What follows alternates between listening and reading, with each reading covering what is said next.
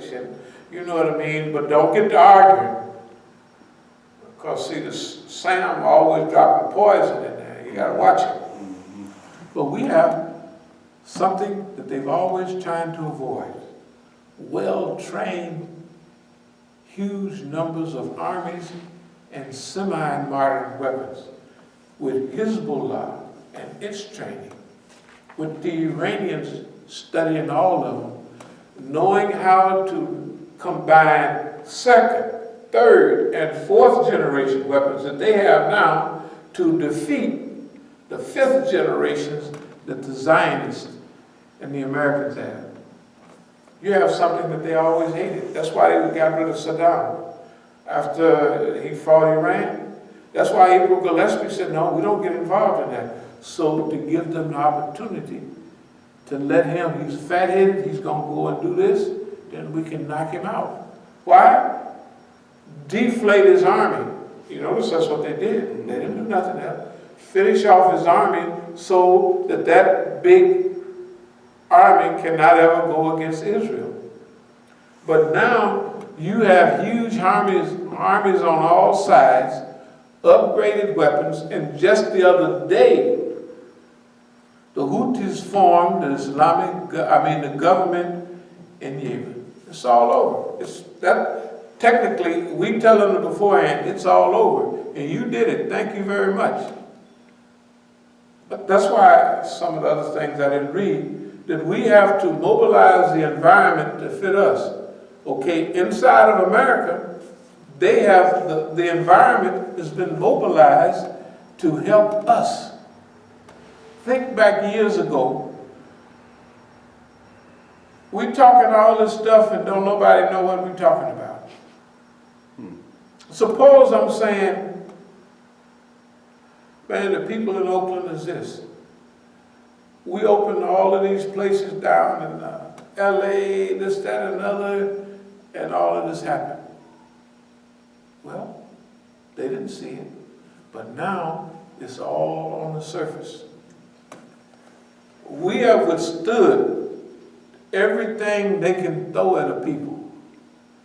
And we knew they was going to throw it, and you can't secure your life or anything, but we started talking, 2003, we eased up on this air war stuff. Ease a little bit, drop a little bit. By the time they realized what you're doing, we done told the whole story. And they can't do nothing to you. That's why in Oakland, they've got these dummies with signs on their head. Here we are, look, you don't think the white man knows about this? He knows exactly about it. Why? Because he knows every other one too. You read all our stuff. This is not the first forecasting and strategic analysis and preparation. We've been doing it all along. We've been doing it in Iran. We've been doing it in South Africa. And what's so cool about it, the people know. Psychological guerrilla warfare, we want them to, the highest level of psychological guerrilla warfare is when you get them to use their own weapons against themselves. Right? Remember in all of our stuff we talk about, we have to develop a media so we can get out to the masses. Right? And we got to do this, that, and the other, right? What do you do when you pop on your phone now? We see our Islam, the stuff we do, right? Uh-huh. But you see stuff that I hadn't seen in 20 years. Good ones. You listen to any of them, they dropping on the people the stuff we wanted. And whether it's the street prayer, whether it's the magazine writers, what they write, it don't make no difference. They put it in there. In other words, they all working for the cause. They work for the cause. Hey man, think about it, think about it, think about it. All what is it? Islamic Institute for Counter-Zionist American Psychological Warfare. What's his name? Daniel Pipes wrote long articles. Steve Emerson, #1 on his hit list, and his terrorist research. So all of them, Abe Foxman, they had ADL. Who's the #1 hit man? Me. That nigga is a stooge for the Iranians. And then they put our flyers up on there, just like we wrote them. And they didn't realize what they was doing till we told them. We said, well, we want to thank y'all very much because you have made us the most popular Negro in the United States. And all the people have read it and they know. You think the people out there didn't know who he was? Yes, they did. They knew literally every one of them. And all of that money, do you think they had that meeting to talk about anything? Absolutely not. They had the meeting to show us where they coming from. The show ain't get started till we got there. Not only they ain't get started, but they manipulate. When they, you know, when we first walk in, hey man, what's going on? You still in Kansas City? And then he zips on back to the other chief. He's maybe deputy chief, and the other chief is in there. They put it, okay, we can, now he's here. We call in all the stuff. Do you think, why would people fly from Florida, from damn California? For one day. One day or nothing. One day or nothing. Absolutely nothing. Nothing. Right? So that means, see, if we sit up here and talk to people so everybody can see, right? So you don't know how much I appreciate y'all going. You know why? Because if I'm not telling 100% the truth, I'm telling 97 and 96% the truth. You know what I mean? It's pretty close to exactly what we, and you know, after it's over, then we say what we say, then you can realize that we already knew what was up. That we want to see, okay, you're going to have a repentance program, you're going to say, well, no, that's all we want to know is what you're going to present. Yeah. See, they sucked in the people that came from there. They came, I'm talking about the regular people. Some of the people came from They came there because they thought that that's what the program was going to be about. Yeah. How are we going to solve this and that and other? So they came there with good intention. They did. But what it is, they didn't understand what the meeting was actually for. It wasn't for that at all. They had their people there to make their move. You don't have everybody, that's the way the movement is. See, if you got their strategic people located, they can manage the whole movement. That's why the Muslims in America are sweetie pies, because all the people at the top are sweetie pies. The people don't like they like, hey, I like to pray in the masjid and feel like I can talk to the guy from Pakistan, like, I like that policy, I don't like that policy, and what do you think? No, they can't do it. They don't like that. But anyway, just think about it. And this step 3, step 4 and 5 are natural. They have to happen, almost. Because remember, look at step 3. You have the organized army, organizing unity of opposition. There was no unity of opposition before. That was opposition, but it wasn't unified. You got Iraq now. You got Iran now, right? You have Syria now. And all of them have been fighting for a long time. That means they're battle hardened. They can stand pressure. If they've never been under pressure, they couldn't stand it. Israelis fire one shot, they quit. Not now. They have been under pressure. This is the biggest strategic blunder anybody ever made. This one right here. For them to carry out their policy. But see, that policy is from Allah.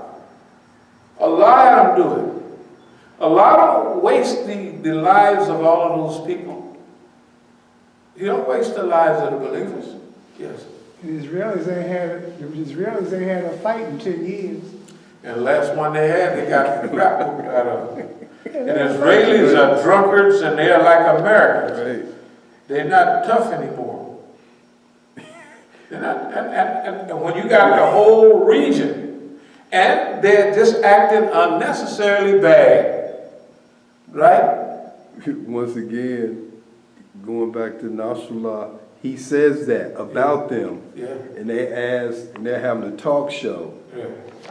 And so the host is asking the rabbi, is Nasrallah right? And he says, yes, he's right. We're soft. We're Yeah. and you know, and I'm talking about you could almost hear the people in the background as if they was crying in there. Soft and mean too. And mean, see, they, like America, when you are soft and you got power, you're mean. A tough guy, he'll win the fight and beat you upside the head, but he ain't a real tough guy, a man, he ain't gonna just drag you down the street kicking you off, but a punk will. Yes. See, Netanyahu is not Sharon. Right. Begin. All them guys, Yeah. them was some rough guys. I mean, they did some serious fighting, but he ain't from that crew. He's he's like what you talking about. He's a doggone American. He spent most of his time in America. He went to high school up in New York and all that. That's why his English is so good.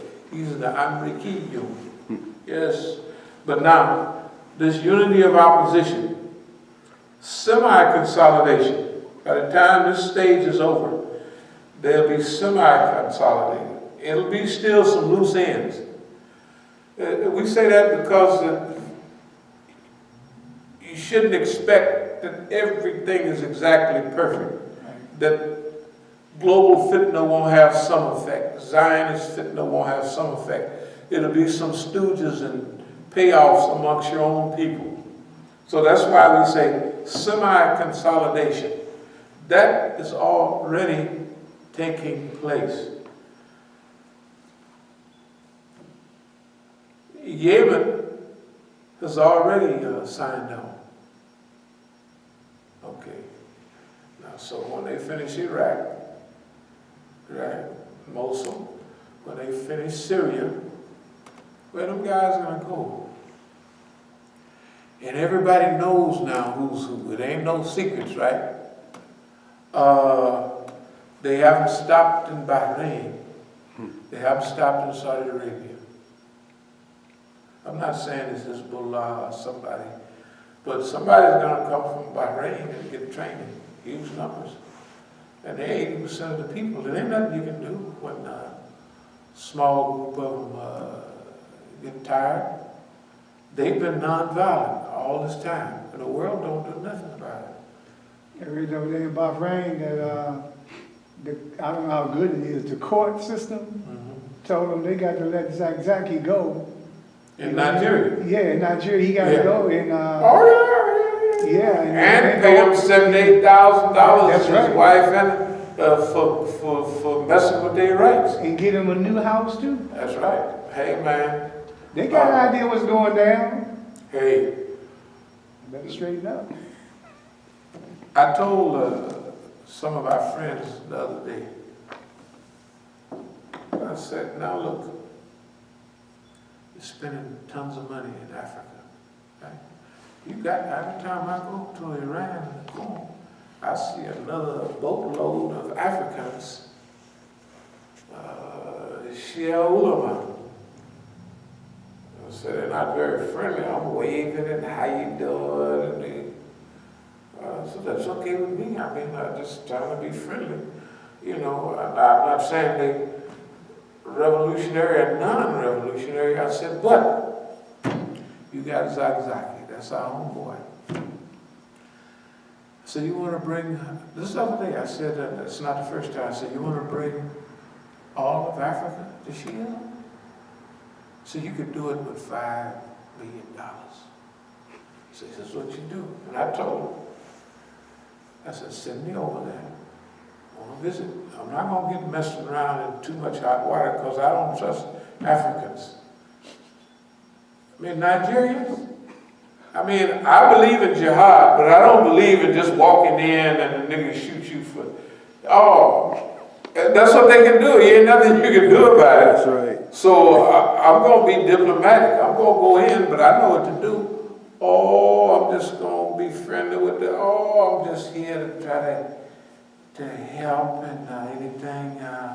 We just love everybody. And we definitely ain't against you. I mean, I've been in Africa. I'm not going to tell no, I'm not going to treat Africans like I treat the white man here. I tell the white man, I'll bust you upside your head. I'll do, who are you talking to? Sucker? I'm not going to do that to them niggas in Africa. And they got them guns, they'll shoot you. Hey man, the niggas are so bad that I don't say nothing. Yes sir, no sir, you want some money here? It don't make me no difference. Just let me alone because there's no purpose. You know what I mean? Just think about how the Nigerians are in business. You don't even worry about the weapons. Just business is enough to make you leave them alone. And the Congo, when you see the police and the soldiers in the Congo, like if they stop your bus, everybody get off and run because they're going to rob you. That's what they do. First thing they told me, you going to the Congo? I said, yeah, I was thinking, said, look, maybe you shouldn't go to the Congo. And my partner, Congo Slim, was the one that told me, he said, don't go to the Congo. If you go, and you're black, but you're an American, that means you have to have some money on you. That's money. That was before a lot of credit card. And you gotta have like $100, $500. You may even have 1,000 or 2,000, who knows? You're way over here. You gotta have $200, $300. You know what $300 is over here, boy? And they, America. Oh yeah? Come on over here. We gotta want to talk to you. You'll be dead. They'll shoot you right on the side. They could shoot you while you're on the bus in front of everybody. And they know you got $300. Do you know how long it takes to make $300? That's when in Africa they made $1 a day. Average. It's a whole year's salary. In American money? So anyway, here's what I told them about bringing Shias to Africa. I said in Africa, the Lebanese kind of not like their business people. So all the light-skinned people have kind of a bad name toward, whether it was the Indians, but not in South Africa, but everywhere else. Remember Idi Amin put all it. I said, but now, I go over there, I'm the spokesman. I said, let's send a few light-skinned, a few Iranians, just a couple of Indians, and they're here. I said, then you build a school. They tear down the school. You build up a school. You do the technology, and you have the local people come and put their local technology in. I said, you can build a whole institution for $5 million. And don't you say nothing. I'm the spokesman. Why are these people here? First of all, they see you like, this is what I'm telling them. I said, they see you light-skinned. Light-skinned people don't have it good over there because they don't trust you, because you don't like them. You come there to get their business, their money, and everything, and then you screw them. So, but now, if all of Africa, which is almost all Sunnis, see light-skinned folks come from the outside and help black people, they don't want nothing. They don't want you to follow their line, because even if they help you, you got to follow their line and make their doers. It's pitiful. I said, you'll bring the whole, because everybody will look and say, man, those Iranians, those Shiites came They helped people, they went back home. And I'm explaining, oh, those are such and such a people, and they're just Shias, and they saw the terrible thing that was happening, and they said, well, I'm a retired businessman, I'll go help. Let me tell it. I'm black, I'll tell it. I'll brag for you, like, I know how to do that. See, in the dunya, every night when the niggas got together, they all bragged. I'm the smartest pimp in the world, I'm this, that, and another. And I didn't do that. But I had a friend. He lived in the front, and I had one place where I sold dope, but I actually lived there too. And he had dogs and everything. Cadillac Tom hung around with the Ward brothers. But he didn't have a brand new Cadillac, but he could brag, he could out-talk everybody. Now, I'd never bragged, but he bragged for me. Yo, niggas talking that stuff. Because see, I had one place where I stayed in the back of him. Y'all talking about Big Hank is broke and he ain't got nothing but a car. He said, Big Hank got 10 or 15 cars. And he said, Big Hank sleep in his clothes. He don't go put on pajamas like you niggas. And when he stand up, that suit, just like, you know, them good suits, they didn't wrinkle. And that nigga, if you his friend, he'll buy you a Cadillac. You niggas had to steal them. Where you get them Cadillacs? So he would brag for me. I never bragged. Boy, but he could brag. For me, because he couldn't brag for himself. He was middle level. So he couldn't talk about himself. But boy, he could talk about, oh, y'all niggas ain't nothing talking about that. I could do that for the Iranians and a few Indo-Pakistanis over there. It wouldn't be good for them to say, we're just good people trying to help. No, you do the work. I'll tell everybody what you're doing for you. That make you an innocent bystander. You're just trying to do God's work, right? And when I told them about this, I told them to go for this too. Their eyes supposed to get big and say, their eyes got big, all right, paranoid. Like our boy did at the meet. Remember we did the Coliseum? He had the interview. And he thought they was up there. Remember that? Yeah, I was giving well, what happened was, this was at the thing right down there, the Stadium Army. Right. So, when we was working out the logistics, they all getting their spot and everything. I said, well, I ain't going to play for the khutbah spot. I said, well, I'll give a little admonition to the women. Said the Prophet ﷺ, during Eid, he would take Bilal around and the women would put they thought I made that up. They didn't already, remember? They thought, I said, what I do, I just give a little admonition to the women, maybe 5 or 10 minutes. And I was talking and I saw our friends, their eyes was, I thought, you know where a nigga can grin if he's scared, he'll be grinning or whistling in the graveyard because he's scared. That's what they was doing. Al-Moody was doing it. I ain't gonna mention the other Imam. I thought they was just happy, but they was like, I said, and that's the people we dealing with. This stuff is not new.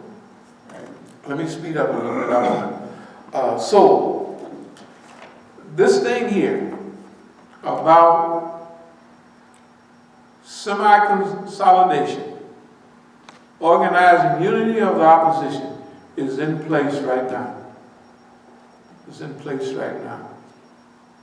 So regional vision, with all of this stuff, it won't be, we can't have an Iranian vision. Why? We're fighting everywhere. We can't have a Syrian vision because we have Syrian state, Iraqi state, but not an Iraqi vision anymore. Why? Because they're all involved, and now they're all part of a strategic alliance. If they would have understood this, they would have stopped doing what they were doing, but they didn't understand. The other thing is, They think niggas can't think. Out of the best proof in modern times for the ability to look ahead and put stuff together is this right here. That's why I ain't letting them go nowhere. I say, you've been talking about a nigga's a loudmouth and a da-da-da-da-da, they're gonna get us in trouble. Argue with this sucker, because so far, out of 5 points, we got 3, and the 4th almost got to happen. And if 4 happens, you're gonna have victory.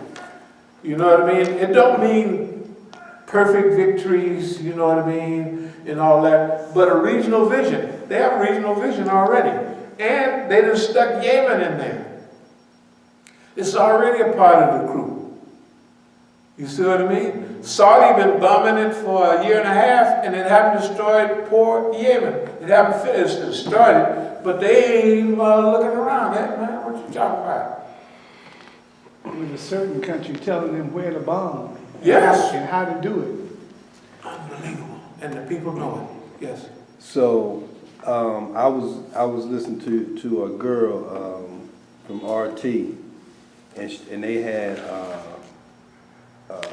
Musa, and he was talking about Egyptian. Yeah. The Egyptian, Yeah. and he was talking about he was making a point of an Arab vision. Mm-hmm. So basically, the consolidation will wipe out that Arab vision that he's talking about. Okay. That's what I'm asking. If you take each place, Yemen is run by Houthis. Mm-hmm. 62% Shias, if we want to call it that. Right. But they are friends. Right. All the people you see on TV, I got pictures of them right there. Okay. If you take Iraq, it's got to be 60 or 7% Islamic. Iran is already Islamic. Mm-hmm. Syria, let's call it mild.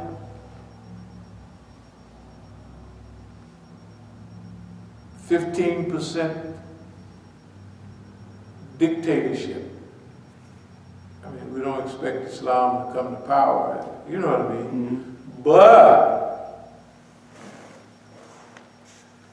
all of its,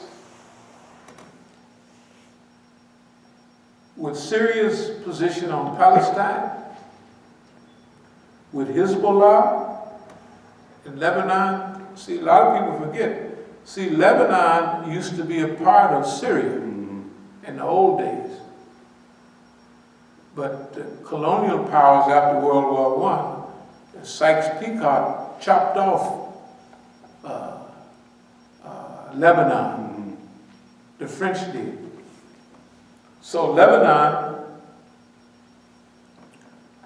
we already have Hezbollah. In fact, Aoun was voted president of Syria, of Lebanon, and even Hariri was made the vice something or other, but that ain't nothing. Everybody knows who runs Lebanon. Right. Hezbollah. Right. And they're not overbearing about it. They're inclusive. They're Right. nice, you know what I mean, about it. Right.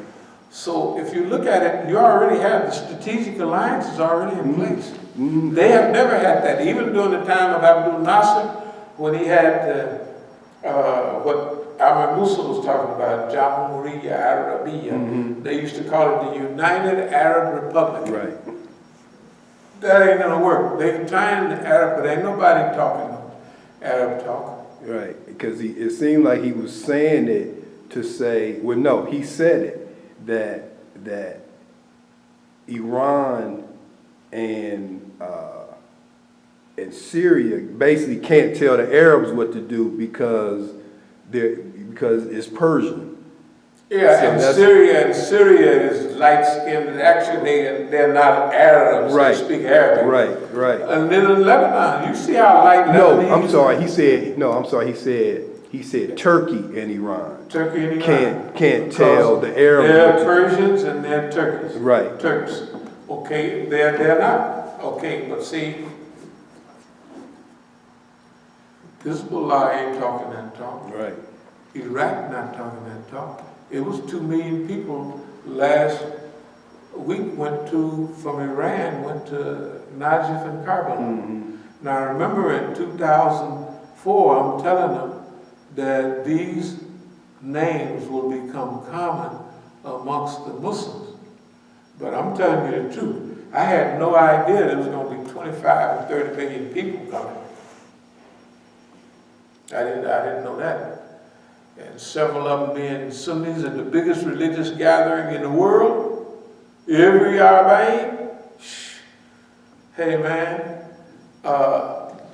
ain't nobody talked about none of this. Right. So here's where they are. They are locked in. They can't say, well, the niggas don't know what they're talking about. Well, if we don't know what we're talking about, it sure is. I guess if I'm dumb, you must be parapsychoplegic or something. You know what I mean? I'll move toward a wrap-up. So, why are we still here and didn't go to Oakland is because there's no reason to go to Oakland right now because I was going to go out there and pay taxes. Then I was going to come back here and then I was going to drive again to Phoenix on, it would be the 22nd, 23rd, 22nd to the 25th of December, you know, Angela's program in Phoenix. So ain't no sense to me going out. I'll just have to, the taxes, I'll just have to pay a little penalty on it. But the taxes, the little penalty from driving out there, coming back here, and then going out there again, and I'm not going to be out there for 1 week. And I might as well start on, you know, what I got to do out there. And I have to be out there for a while. So could you turn that off for 1 minute? I'm going to